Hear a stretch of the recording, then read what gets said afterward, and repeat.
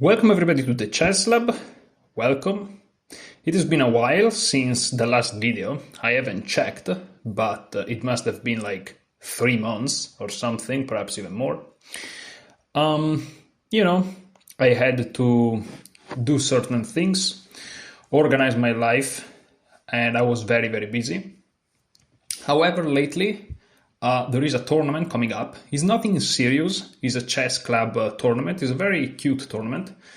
And so I decided to allow myself to spend some time with chess, to not completely have a catastrophic event, even though, that's not really why I study chess. But still, every time there is an event, that's a good excuse to kind of go back a little bit and focus on your chess. Sorry if I talk a little bit distracted, but I was super focused on this endgame here. Okay, so is there a way to hide it? Because I'm really, I really struggle to focus. Okay, I'll do my best not to look at it. Okay, so what I was saying. Sure, I have some time now to dedicate to chess. I managed to organize my schedule in a way that I managed to do everything that is important for me outside of work and my personal things, and I'm able to spend some time on chess. Not every day, and this is not necessarily I will follow up with another video. It may happen that the next video is going to be in months once again, or maybe I'll do 10 videos in a row, 10 days in a row. I don't know that. It depends on many, but not too many factors in a way. So, what do I want to talk about? Well, there is this tournament coming up. It's divided in 2 days. It's going to be at the end of October, 9 rounds, 10 minutes plus 5 seconds of increment, if I'm not mistaken, or something like that. And then there's going to be a second day, another 10 minutes plus some seconds of increment. So it's going to be 18 rounds in total.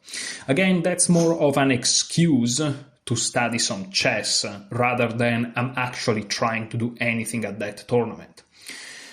Having said that, what am I planning?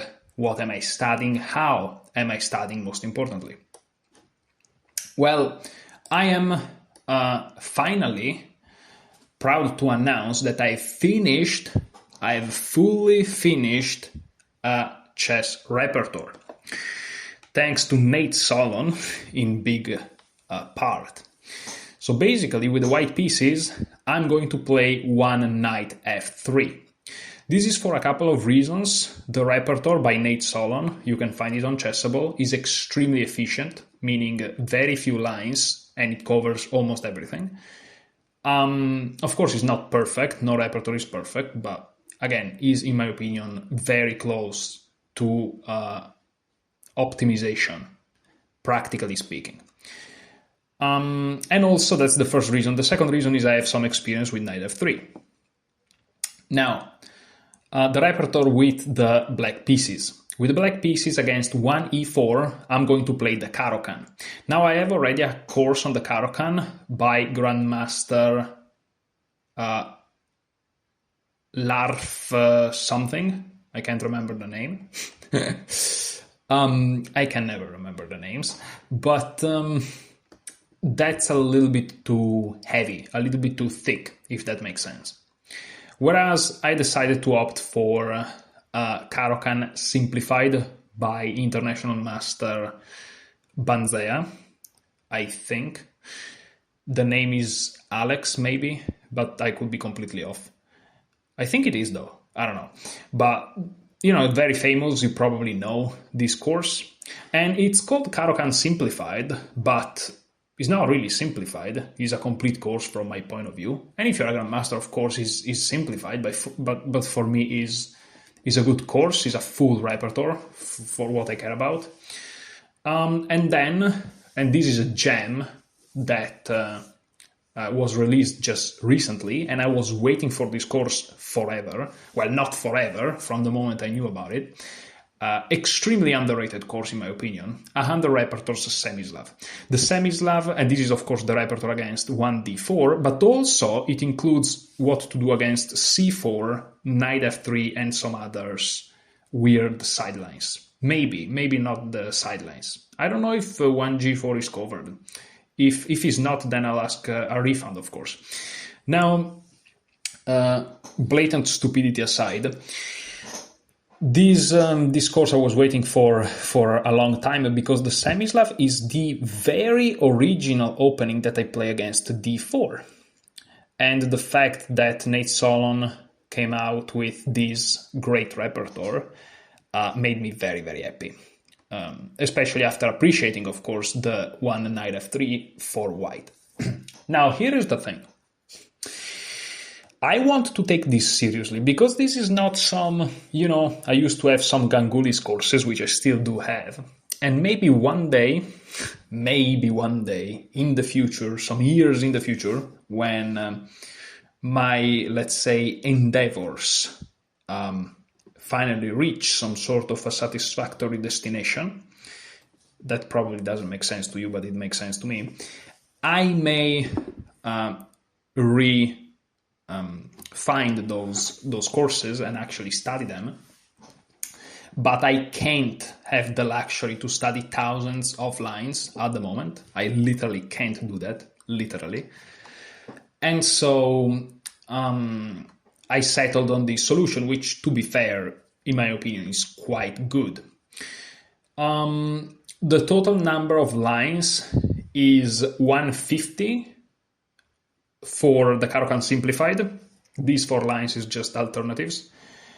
Is 96 or 97 for the Reti, and is less than 100 for the Semi-Slav. These are either alternatives or quick starter or model games or whatever.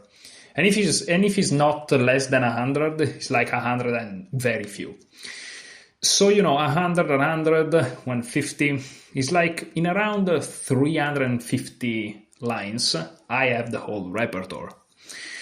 And considering the way these repertoires are made, they try to stay coherent and whatnot. And also considering that they cover literally everything in the respective move orders, so there are also some chapters that are not necessarily super common. In basically 300 lines, you have a full repertoire, not for white, not for black against d4, a full repertoire. I'm talking everything, okay? Everything. That's crazy. This is like 350 lines total, and there are repertoires that you can have 3,500 lines. So this is crazy. This is crazily efficient. If you're not used to study chess, and if you don't study chess, you may think that 350 lines are a lot, but for a full repertoire, both white and black covered against everything, 350 lines is nothing, which is perfect for me in this situation. Now, okay, so first step is done, right? I have the repertoire, I know what to play, I've been playing the Caro-Kann for a long time, especially online, but also over the board in some games, even though I haven't played over the board much in my whole life, quite frankly. Emotionally is the most impactful games I ever had, obviously, but quantitatively speaking, if you do analysis and you run the data, I have played very little over the board. But I've also played the Semi-Slav over the board and online. And lately, when I say lately, I mean until the moment I basically stopped making videos, because that was also the moment where I stopped playing chess. I literally resumed a little bit of chess very, very, very recently, like 1 week ago. And before this time skip, let's say, I was playing knight f3 a lot. I played it also over the board in a tournament early this year. with success, I would say. Again, few data points, but not bad. And I had some positions that I quite enjoyed. So, it's not terrible. But once we established that, what to do with it? Because I want a way to track, I should say, how I'm actually following the repertoire. Because these are like 350 lines, which again, I'm going to focus on these, and that's it, is not unmanageable. Okay? Like, I can do this. However, I still have to be serious about it. So I came up with an idea. Every time that I play a game, and don't worry, in this video I'm going to play games, we are going to have some fun, and some pain, obviously, because that's chess. Every game I play, I will then check here on Chessable if the game I played followed to the dot the correspondent line. Let me give you an example. And I'm going to do it with this. I created a spreadsheet which is called the Repertoire Tracker or Rep Tracker. These are the number of games. So this is game 1, game 4, game 10. And the question, was the repertoire respected? And I'm going to put either the tick or the cross. Here, here, here, and so on. Now I'll give you an example, right? There is this line in the Nate Solon course that it goes knight f3, and here f5. It's just a random line, it's not very common, but it's to give you the idea of what I mean. And this is a game I played. I played d3, my opponent played knight f6, and I played e4. So basically white is sacrificing a pawn, but it gets crazy initiative, and the best bet for black is to just give back the pawn and hold on for equality. But let's see how the game goes. F takes e4, d takes e4, knight takes e4. This is slightly better for white according to the engine, but it doesn't matter. I'm just telling you this for context. Bishop d3, knight back to f6. There are lines with d5, but you take, trade the queens, and then you have double attacks and stuff, but again, doesn't matter. Knight f6, knight g5, threatening potentially to take, and whether you take with the rook or with the knight, bishop g6 is checkmate. So g6 to prevent this idea, and hoping for bishop g7 castling. And here I played h4 because I knew that was the move. And Nate Solon course interrupts the trainable line here. However, he leaves a variation which is not trainable, meaning you can't use the space repetition on that line, but still as a comment, Nate Solon adds it. He goes bishop g7, you go h5, and here if g takes h5, here you go bishop takes h7.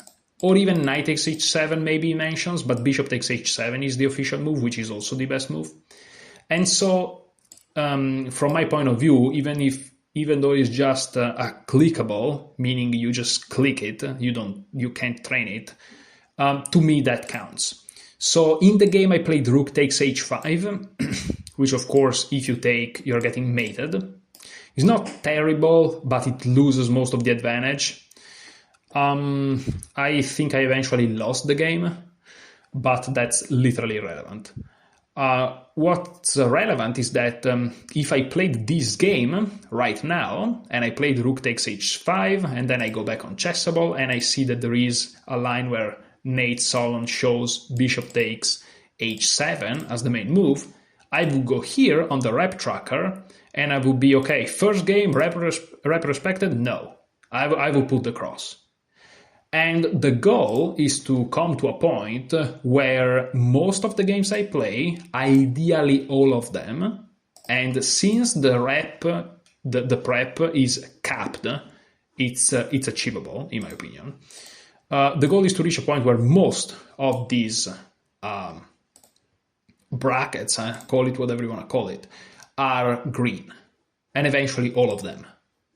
Okay, if out of 50 games, one you don't respect your prep, is bad, but it's not tragic, you know? Okay, I forgot my prep in one game out of 50, big deal, you know? But ideally, the more green, the better. That's the point. And that's the first step. The second step is going to be to focus on the ideas, and eventually, I'm talking middle game ideas, maneuvers and stuff, And eventually, after even more time, with these being respected, I'll move on to studying other aspects of the game, quite frankly, because I've been studying openings for the past, November, December 2024. So it's going to be almost 10, 11 months in 1 or 2 months. So it has been 9, 10 months now. It's time to move on to something else. Like, quite frankly, I'm lacking so many other aspects of the game. Is embarrassing. I started to say to myself when I was losing some games lately, skill issue, you know? Because it's so apparent now that my problems are beyond the scope of the opening that I can't even, gaslight myself into it. It's like it's so obvious that I lack skills outside of openings. So this is the plan. So let me close here. Now the time frame. How do you call it? The time on the clock in the tournament is like 10 plus 5 or something, which is exactly this. However, I'm not going to play 10 plus 5 because, again, the goal is to get some games done and respect the prep. So my goal is to just respect the prep. And so I'm going to play some 3 plus 2. Results at this moment don't really matter at this moment, because, again, the focus is more on the prep itself, as I stated. A little bit of a disclaimer. I've finished this repertoire, but I've studied it extremely fast in, small chunks of time that I managed to free. A lot of it, I actually studied it during breaks at work, which is pretty funny. And I basically train lines when we go on the break at work. I train lines. That's most of my work on chess at the moment. So great. So let's go. I'm gonna make many mistakes. I'm gonna miss my prep a lot in the beginning, but that's fine. Okay, so knight to f3. I know I'm in my prep now, at least, and we'll see what happened. It would be very fun if my opponent played f5. But okay, they play knight c6. I don't even know if this is like prep at this moment. And already here I have a doubt, which is... It's hilarious, but hey. Like, if I play g3, they can play e5. I'm not sure I like this. So I think that the move is d4 here. And after d4, d5, we kind of transpose into something that I have seen. So yeah, I'm just going to go with d4. I think d4 is the move here to prevent e5. And my opponent plays g5. Well, paradoxically enough, this game is probably going to go into the repertoire respected, because if my opponent goes out of the repertoire, that's fine. Or even if I play a move that is not in the repertoire because it's after the line, once the line's finished, that's all good, you know? So I'm just going to develop my bishop, take this pawn, and I think I'm really out of the... preparation now, so now I'm just gonna play chess. So my bishop is here on g5, pinning this pawn. Now there is some pressure over this pawn here. I'm gonna play e3, multi-purpose move, defending the pawn, freeing the square for the bishop, with the idea of castling. Not to mention I'm up a pawn, so that's not exactly a bad thing. What to do? I can play c4 in this position. Usually you want to play c4 when the knight is on c6, but since I don't understand why, I'm just going to play bishop to d3. I'm going to castle, and that's it. Bishop g4. Okay, I think I'm just gonna castle. And that's pretty much it. The reason I play the 3+2 is that, okay, I say that I don't care about the result, but you know, my emotions are still a thing. Okay, blundering the queen like that, thank you very much. Yeah, okay, there is a fork, but that's the last of your problems. Okay, so I can go here, he goes here. I don't know, I would like to save. I would love to just lose one piece here. Not more than one piece, so I'm just gonna take this pawn. If he takes here, I'm probably just gonna push. Wait, why do I push when I can't take it? Alright, I'm just gonna take it. He goes here, I go here, and then I go here and I free myself. Okay. What was I saying? I don't remember. Oh yeah, the 3+2. I have feelings, okay? If I start to lose every single game on time, because I explain, because I concentrate, you know, it's gonna affect me. So I'm still gonna try to at least like not lose on time every single game. So let's say that in a normal game you care about the result like 99% and your chess 1%. In this case I care about opening like 95%, but I still care a little bit about the result. Let's put it like that, if that makes sense. Okay, so I think I'm completely winning. The 1500s only chess turns out to be not particularly strong. I thought that there would be more there will be a little bit more action. So now I'm gonna play c4. I moved away from the g file, not so much for the rook. I have no idea I want to play this, but because I want to play e4 and the rook is already here. That's basically the reason. Okay, I can just go back, keep everything safe, keep everything together. My king feels safe, everything feels alright. I just want to finish my development and let's move on. Don't fully understand this move, but okay. Just gonna develop. Nothing more than that.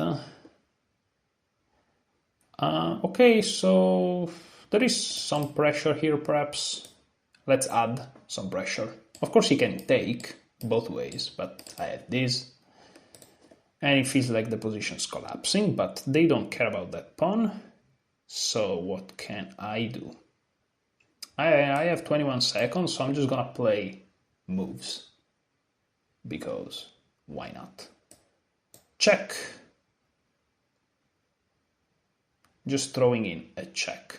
Are there threats here? I don't know. I'm just gonna grab this. If they take, that's fine with me. Okay, now there is a checkmate here. If they're not careful. Let's see if they are careful. Yeah, okay. Checkmate. So, no thank you. Let's be diligent. Let's try to have the same routine every time. Let's do the same thing every time. We start with a clinical game. Not that that was too difficult. But,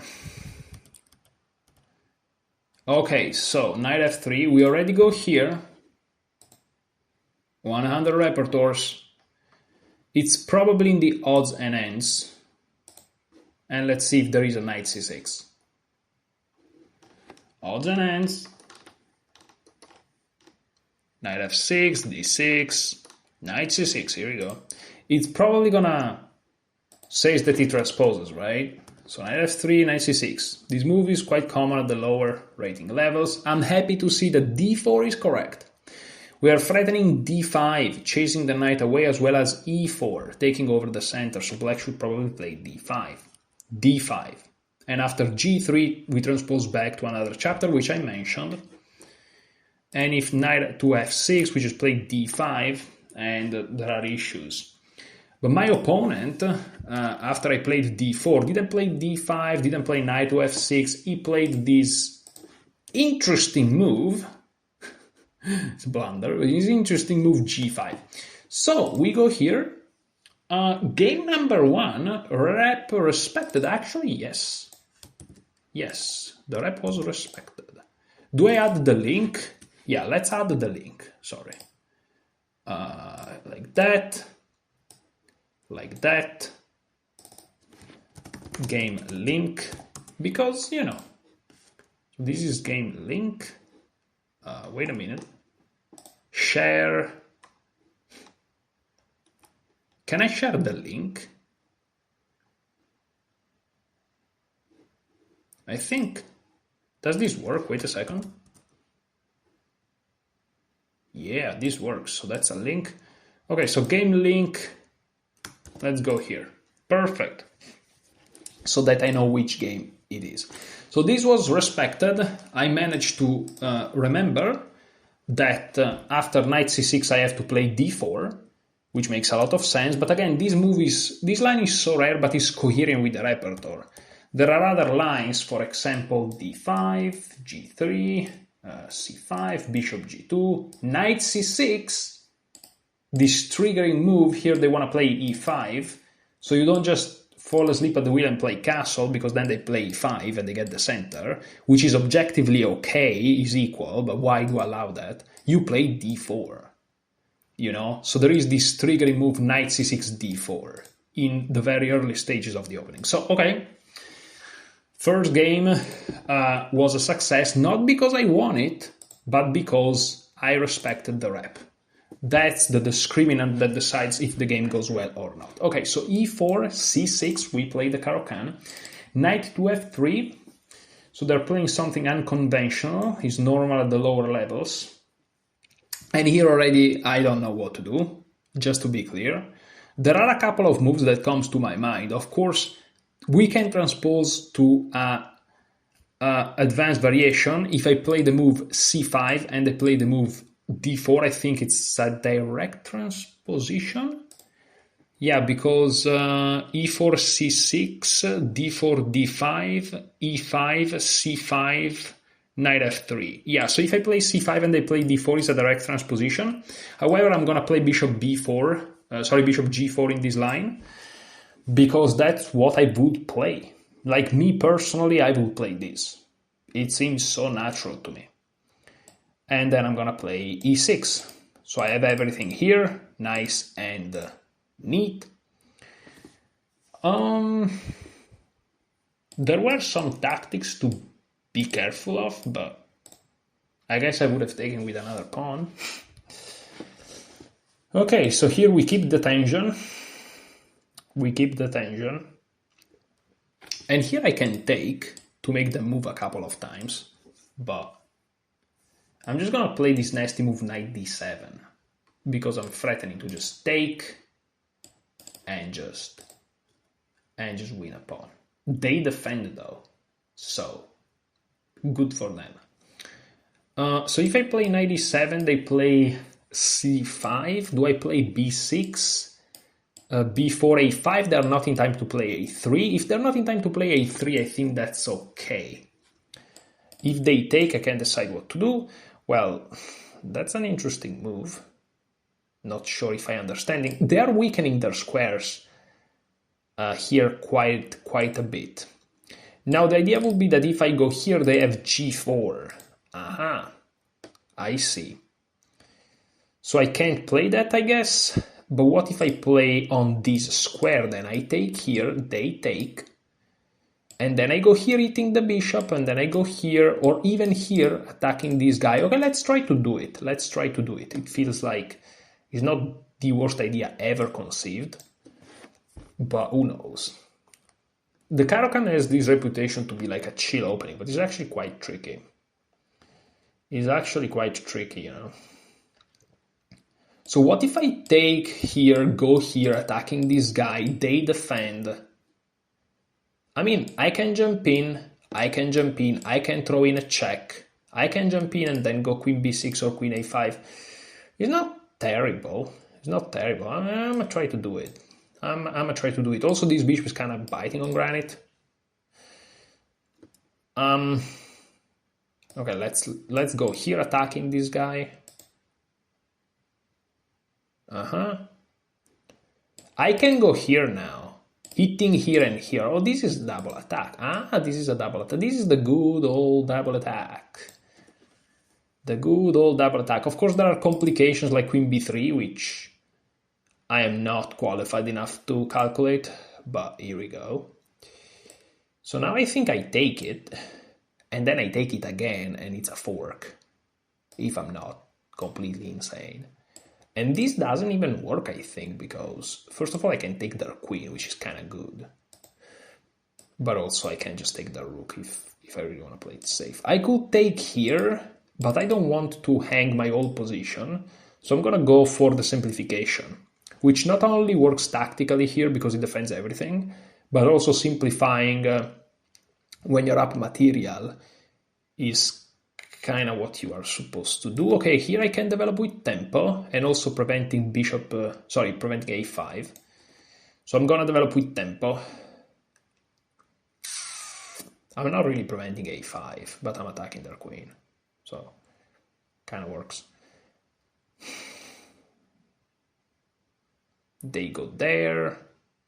Now a5 is not a move though. So I can kind of go here, I guess, but let me first castle. Why not?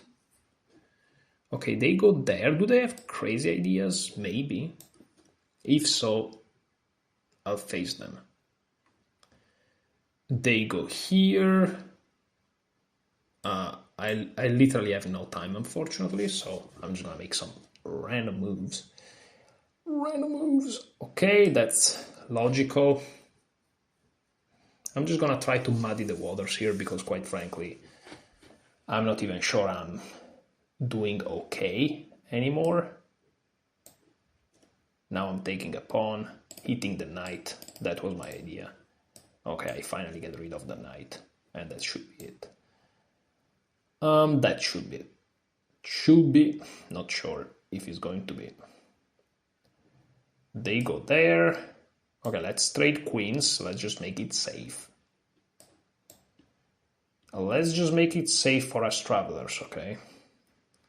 Okay, of course I take, obviously. Now I hit here, defending here.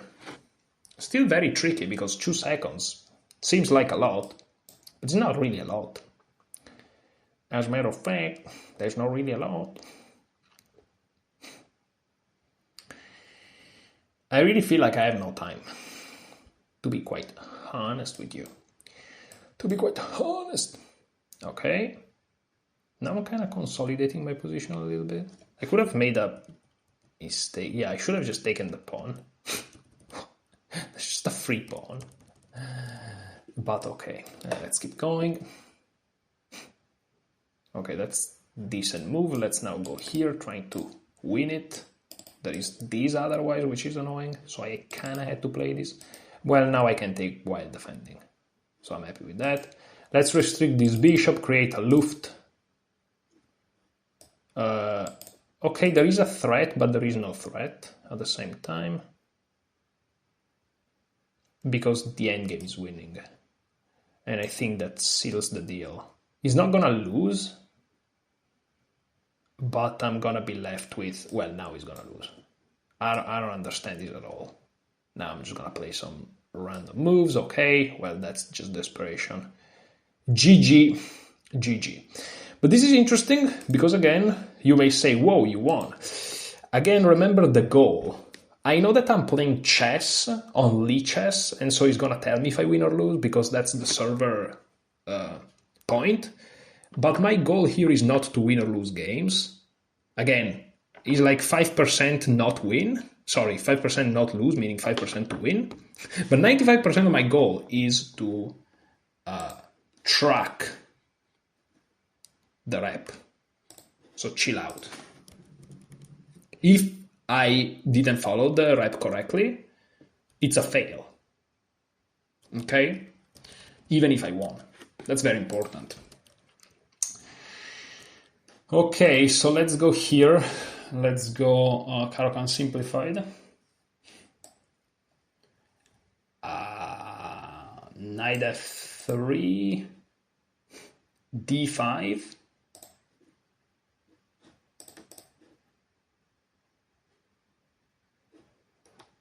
So let's see here.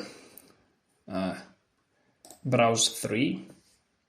It's always a little bit difficult to find the specific position in the course.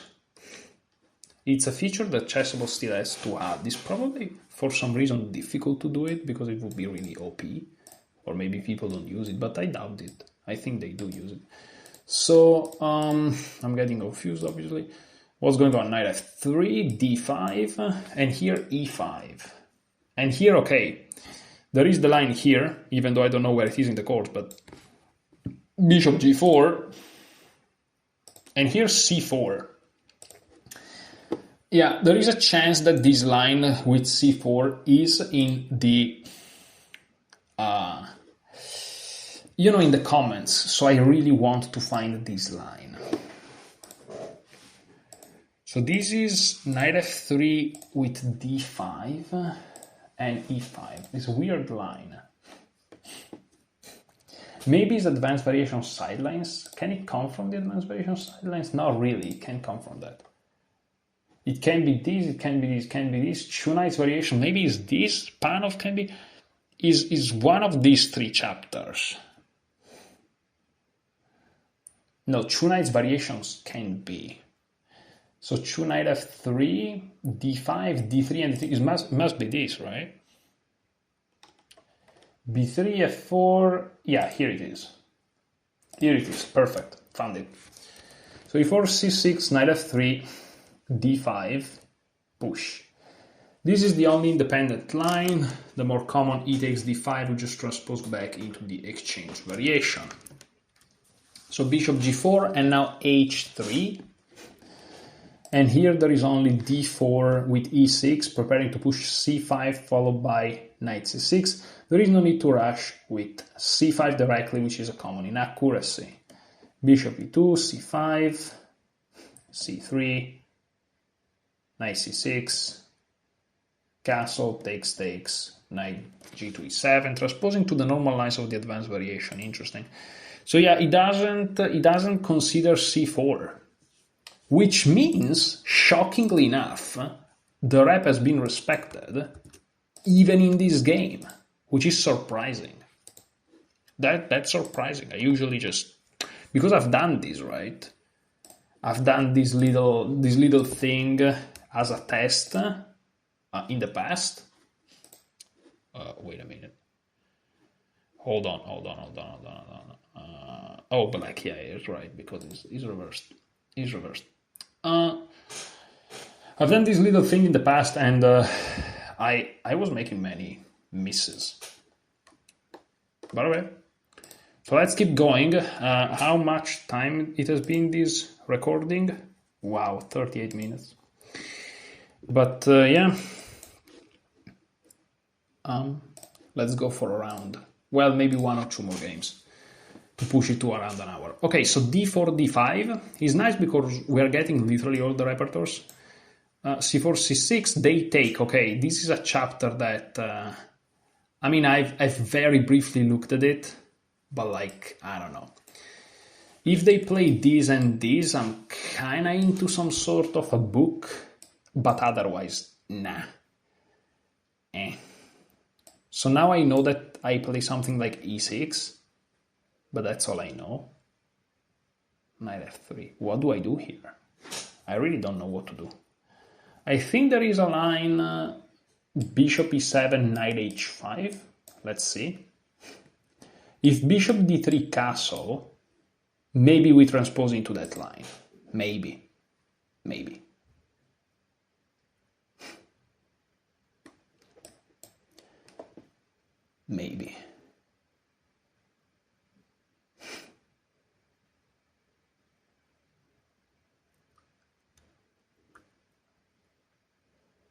We'll see. Okay, and now I go after the bishop. I could be wrong, but I kind of remember that's the idea in a way. And now I take. Do I take? Well, no, I already don't know. I already don't know. Well, what would I do? I would probably take. I would probably take. And there was a line where you have to play f5. I don't think he's now, but I'm gonna play f5 and try to route my bishop like that. That's the game plan. Will it work? It seems horrible, but maybe it will work. Okay. Bishop to b5. Well, bishop to d7. I want to play it anyways. Maybe he wants to give up this bishop to install a knight on the weakened e5 square. That's definitely what he's trying to do. But now what do I do? I can take to keep those pawns intact. And after knight here, I just go back. And then I play bishop d6. And I play against this knight. Okay, let's try to do it. Let's try to do it.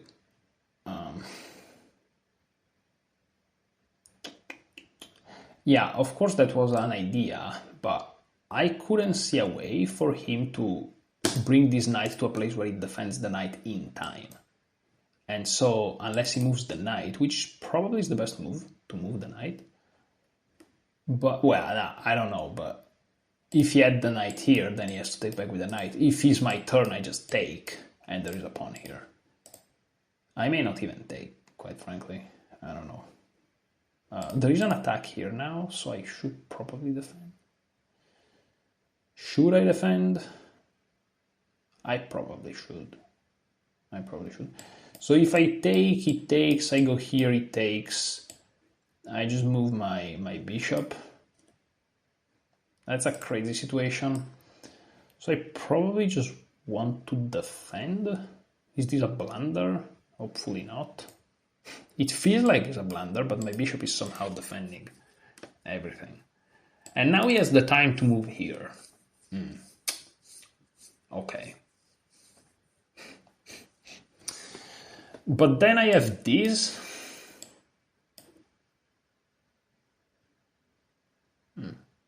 Interesting. So this is bishops against knights. Fascinating battleground.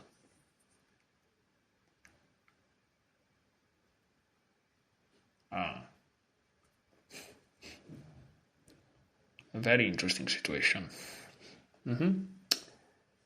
So now if I take, he's gonna take with the knight. But if I take, he's gonna take with the knight. He has to. And then I'm gonna occupy. Oh, there is this as well, which I completely missed, but he doesn't play it, so fair. Can I play this? There are arguments to be made.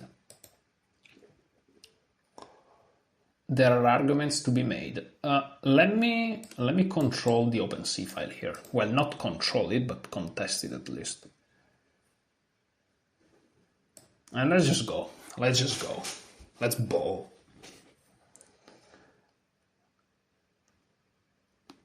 My idea is to play f4.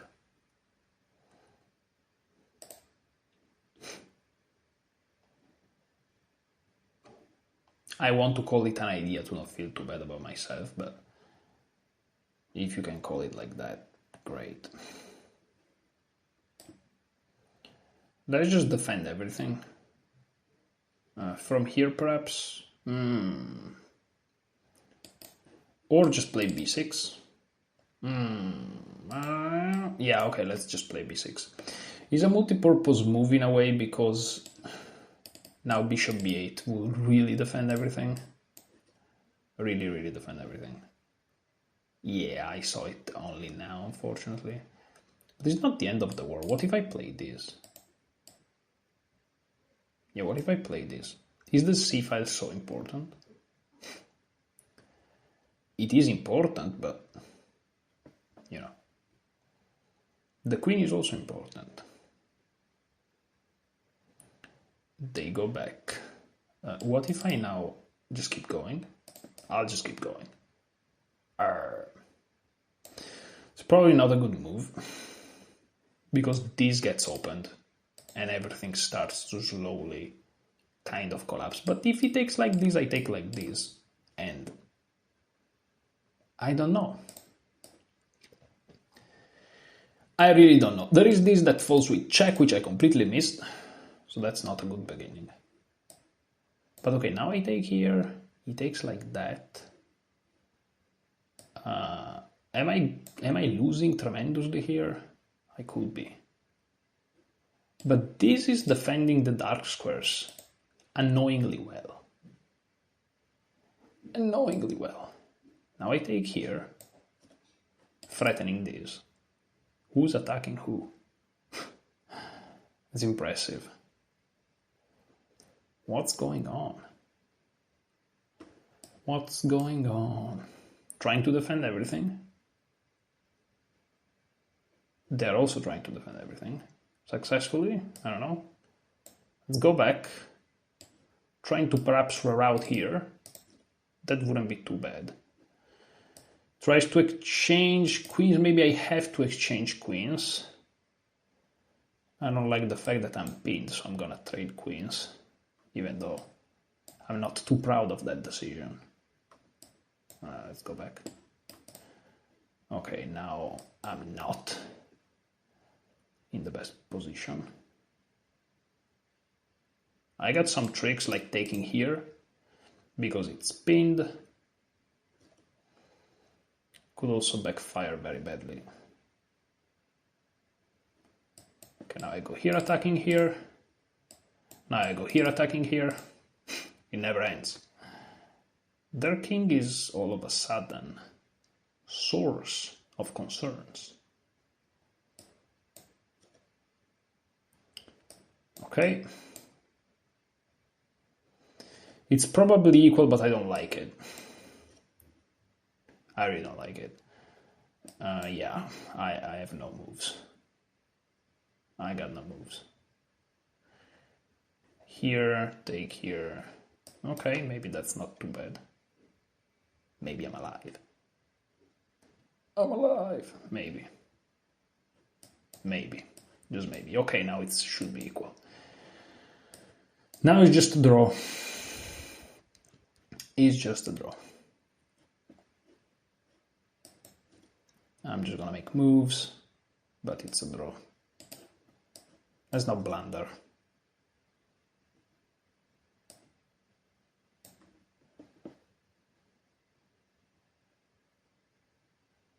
It's a draw. Take the pawn, I take the pawn.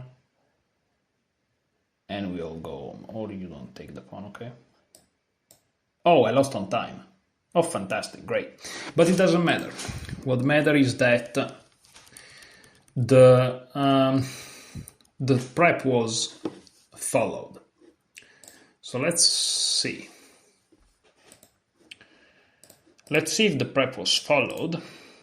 So what happened is d4, d5, c4, c6, take. So the exchange variation, bishop f4, I don't know. But maybe we transpose. Let's go on the browse 3 first.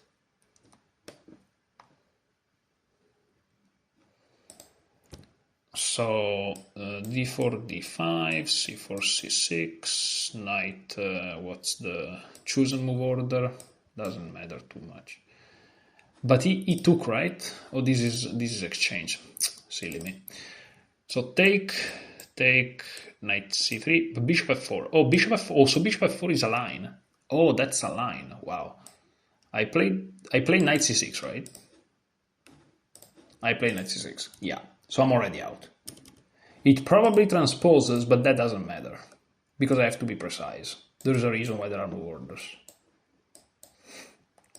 Yeah, it transposes precisely. This is a transposition. And I play d6, which is correct, bishop d3, bishop e7, knight f3, castle, h3 or castle, and here knight h5. Yeah, I played it all correctly. And bishop e5 is the move. If they go to g3, let's see what he says. This is tricky because I didn't play the right move, but I remember the right ideas. But we got there through transposition. So is knight c6 here the same? I don't know. Let's see. Exchange. So let's go quickly to see. So knight f3, bishop f4, knight f6, c3, knight c6. Yeah, it really starts with knight f6 all the time. White has to admit. Okay. He just transposes basically. Okay. So there's this. This is bishop g5, okay. And this is bishop f4. E6. So this is a transposition. But I should play knight f6 first. Okay, the knight on f6 first. Why? Why not? Okay, this would be main line, h3. But okay, here if they play bishop e5. So bishop e5, so technically, from this moment here, the first person to go out of prep was my opponent, with bishop to g3, giving us the bishop pair. However, since I played this move knight to c6 first, instead of knight f6, I'm gonna decide that this is a rep not respected, because I did a move that is not proper. And the thing is, you may say maybe you are a little bit too strict, but this is my reasoning behind it. The prep is knight f6. If I play knight c6 and they don't transpose, then we end up in positions that are random. Like they play something like, I don't know, a4 or something, that's a unique position. But what if one day, I remember correctly, I play knight f6 and they play a4, that's a different position. If I always play the same knight move out, no matter what they play, I have more similar positions. So playing always the same move is very important. And since the move of the repertoire is knight f6, between the two, let's just choose knight f6. And so this is not respected. Okay? That's the reasoning behind it. This is the link. And that's it. 3 games. 3 games. Let's, just out of curiosity, let's analyze this. Was I ever winning? Maybe. Maybe I was even losing at some point. The craziness of chess. But we are about to see. Definitely a wild game. Yeah, I was even losing at some point. Look at that. Was I ever winning? Oh, wow. I was really losing there. Whoa. Whoa, whoa, whoa. Maybe it was the moment where he could have forked me. But in the end he won, so I guess it's deserved in a way. Okay, so let's see very quickly.